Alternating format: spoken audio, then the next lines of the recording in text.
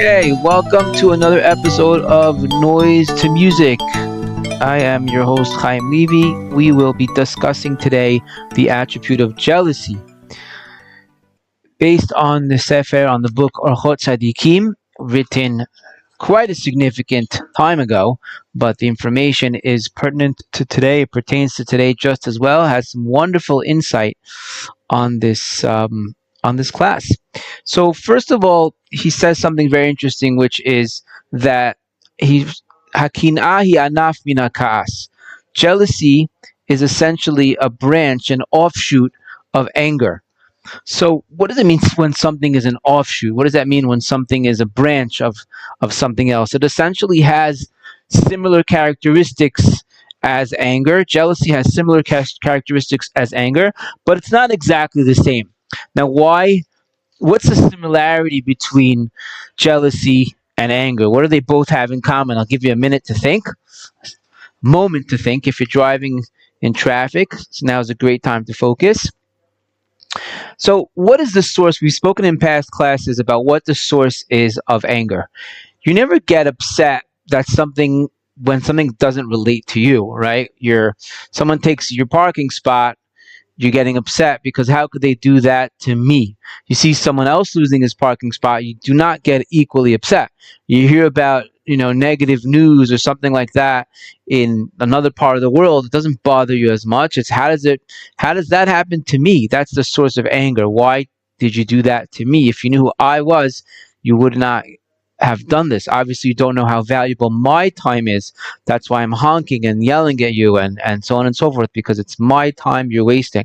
When you see it happen, you're crossing the street and you see traffic, you don't get upset equally as such. Jealousy is essentially the same source. It's how could you do that to me? How could you take that from me? Right? It's all about it's the me part. So that's why when Orchot Tzadikim states that jealousy is a branch of anger, we see that they come from the same source, right? You're not dealing with the reality necessarily, but you're dealing more with yourself. Okay, we've spoken in the past that anger, when someone gets upset, it's as if they're serving idols. Why serving idols? That's quite a strong statement by Chazal, by our sages, because when you're serving idols, it's like you're making something else into a god. You're making something else in control. When you're getting upset, it's the same way. Your outlook on life, our outlook on life, is there something else in charge here, and that's why this is going wrong. When essentially we should be relating everything back to God running the world. So that's a similarity between the two.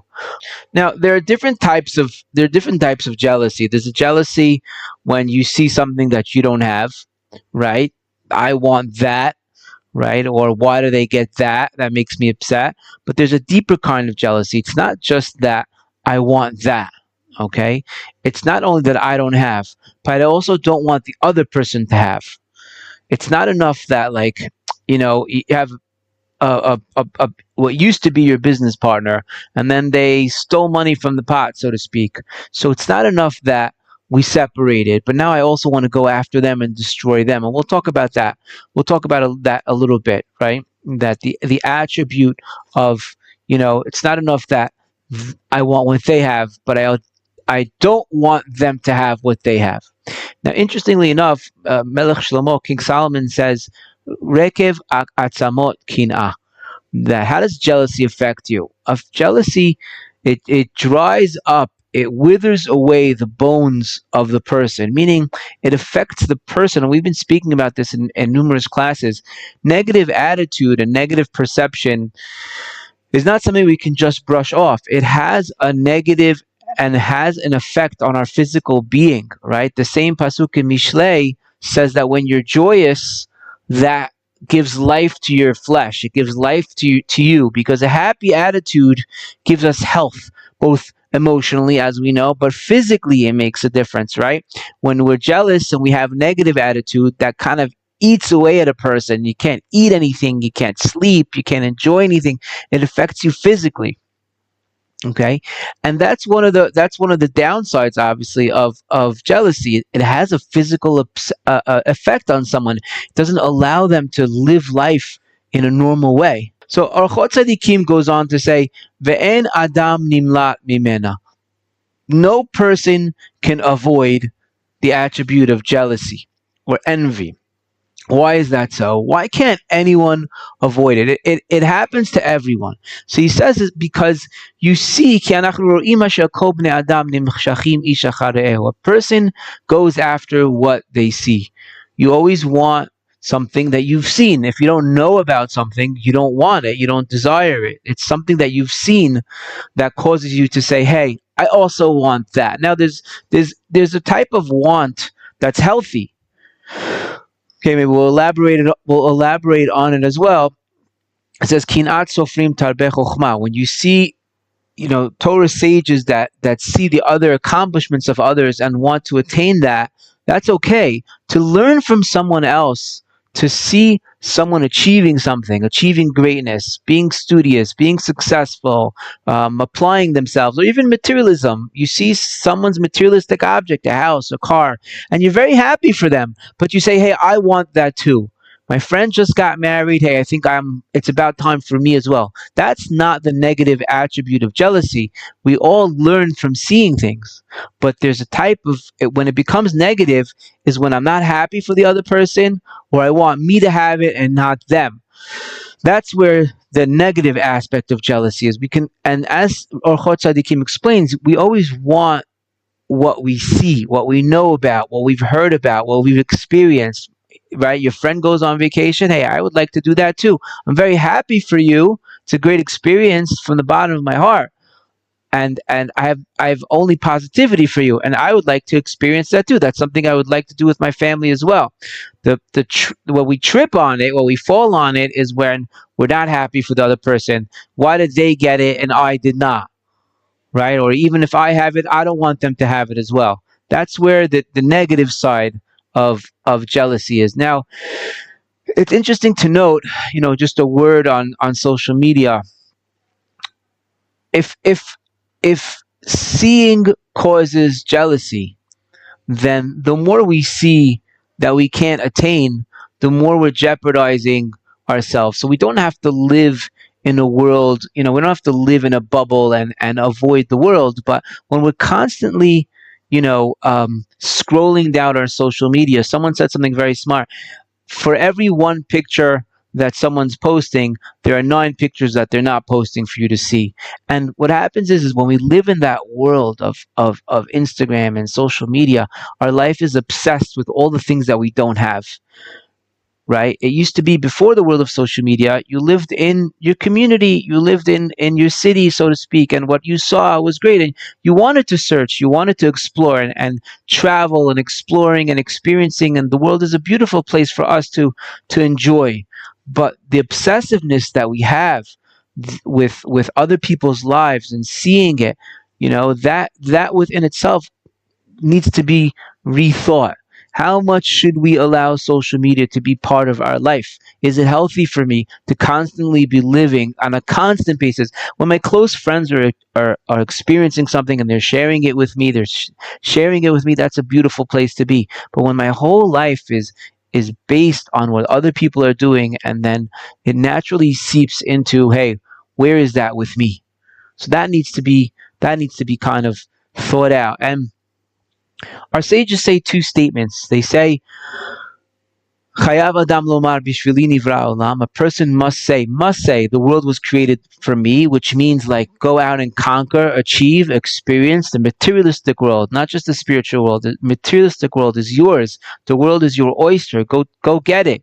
And they say, Ezu Ashira Samech Bechelko. Who is a wealthy person? Someone that's happy with their lot. You're happy with what you have. Stay put. So kind of make up your mind. Is the world my oyster? Should I go and conquer it? Should I take it over and experience and so on? Or should I be happy with what I have and just kind of stay put? So the answer is always, as in everything else, balance. You need to achieve. You need to conquer. You need to take, you need to accomplish, and the world is created for you to really enjoy and so on and so forth. However, you tried your best, you tried to get something and it didn't work out. Who's happy? Someone that's happy with their lot. You always look, at the end of the day, Then when your day's over, you're going to sleep. What do I have with me? I have all these beautiful things. That's kind of the balance between seeing what's out there in the world and wanting to achieve an experience and being happy with your end result. That balance of learning to kind of walk in the middle. Now, envy and jealousy, it's a very complex emotion that encompasses feelings ranging from suspicion to rage to fear of humiliation. It strikes people of all ages, genders. Very it's something that pertains to everyone. And we'll see soon. We'll kind of list in the Torah. We'll list in the Torah from the first day of creation, Cain and Hevel, the two brothers that had the world at their feet, experienced jealousy. Yosef and the brothers, there was jealousy there, right? Haman and Mordechai, jealousy. So it's really something that's natural for us to have, which kind of brings us to this idea that since it's a natural emotion, okay, we're human. We're going to see things. We're going to want things. That's okay. But the question is, what do I do with that? What do I do with it? The the the battleground for jealousy, the medicine for jealousy is gratitude. Okay? It's strengthening the muscle that says I have so much. And how do we do that? We need to not just look at the bigger things in life that we have, but we want to look at the smaller things that we have, the smaller pleasures that God gives us, right? Sight, smell, taste, hearing. We're post corona now, and we remember those days when walking around with masks and not being able to leave your house and not being able to travel and all of that your first day out and about without your mask, how did you feel? You felt great. You felt so appreciative of just that freedom, that pleasure. Why should it be taken away from us just because we're used to it? Does it make it any less pleasurable? Does it make it any less meaningful from God that He's given us this to us? Just because He keeps giving it to us, we should appreciate it less?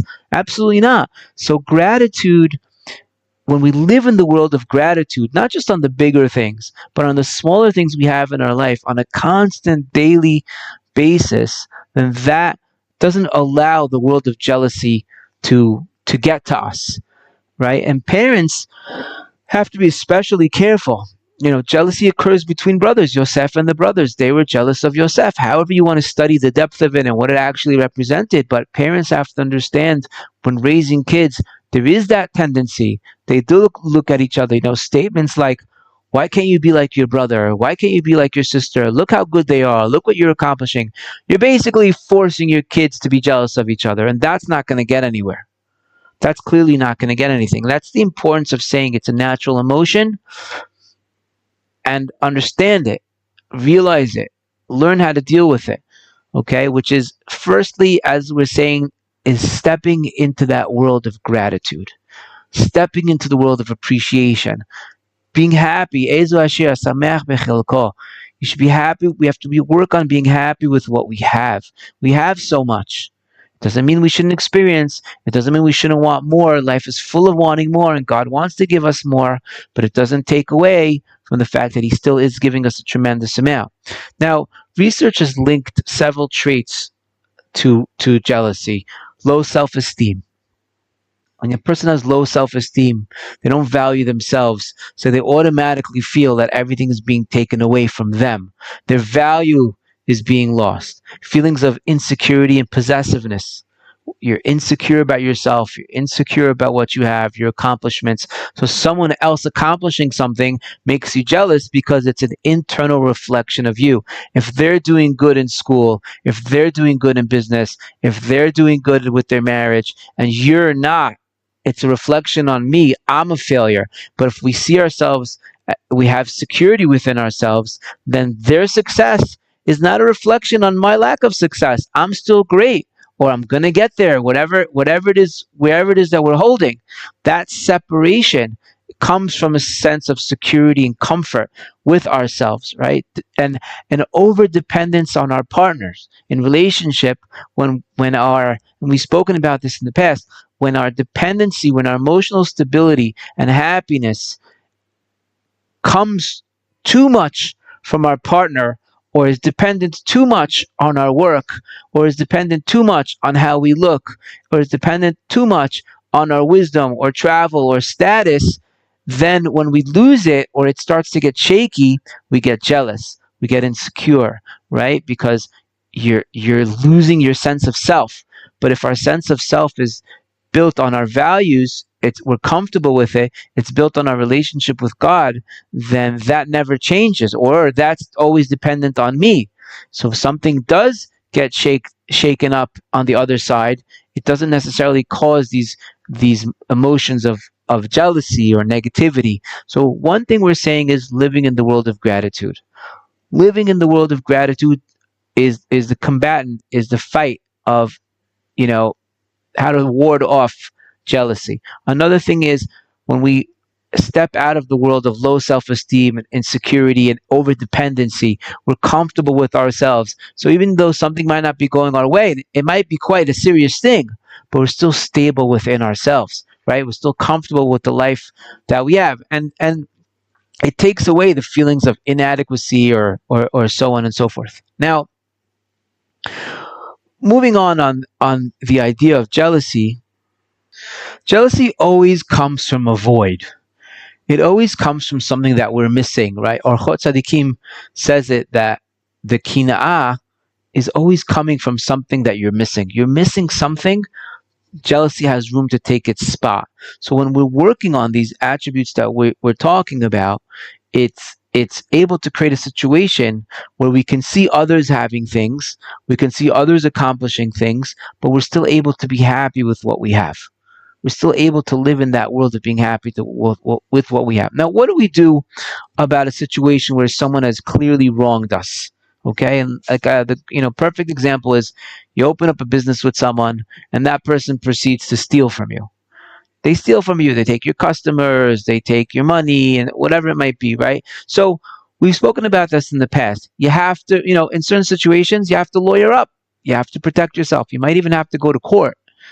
But does that mean that you should wish bad upon the person? Once you've protected yourself, once you've gotten what's rightfully yours, you've moved forward from the practical situation, okay? Or you're dating someone and you break up, and the breakup is not a nice breakup. They go on and date someone else. So should you wish them not bad? Should you wish them not good? Should you wish them bad? What's the value in that? How do we handle that situation? So this is something that essentially psychology doesn't have an answer for, right? Because we're going to take the Torah's perspective. We're going to take the perspective of knowing that God runs the world. And we've spoken about this in the past. God says, listen, you're going to get there at the end of the day. Doesn't mean the journey is going to be easy. Could be dating. Somebody could be in a situation where they break up, right? And that person goes on to date someone else. He might even date your best friend. Now what? So you sabotage it? What do you mean? How dare they? You know what this person has done to me? They were wrong for hurting your feelings. They were wrong. Now what? You've separated. You have nothing to do with them anymore. So where's your emotional status? So this brings us to the following point. We never allow the reality of a situation to dictate our reaction. Our reaction is always based on our values. It's an important point. I'll say it again. We never allow the reality of the situation to dictate our reaction. What we want to strive to, and it's a very tough thing to get to, that's ultimately we want to get to, is the reality of the situation never will tell me how to feel and how to react. There's no such thing as he got me upset, I had to yell. No, you allowed yourself to get upset, or you got upset because the reality was as such, fine. But how did you react to that? Your values will dictate. I will not curse and kick and scream and go troll this person and look to destroy their life because they wronged me. They were wrong. We've separated now. We've opened different businesses, and I might be competing with them. And I might be putting them out of business because my product is so good. But do I do it out of jealousy? We've kind of given ourselves the right when someone has done something wrong to go ahead and speak bad about them, to speak lashon hara, to speak negatively, to have this whole attitude of, what do you mean? Look what they did. They deserve what's coming to them. No, it's not your place in this emotionally charged situation to go ahead and act in a jealous fashion. You need to protect yourself. You might even have to go to court.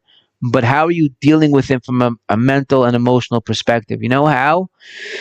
I'm not allowing their reality to dictate my reaction. My reaction is always based on my values. That's something we want to strive for, right? And that allows us to avoid getting caught up in this whirlwind of jealousy. To get caught up in this whirlwind of negativity.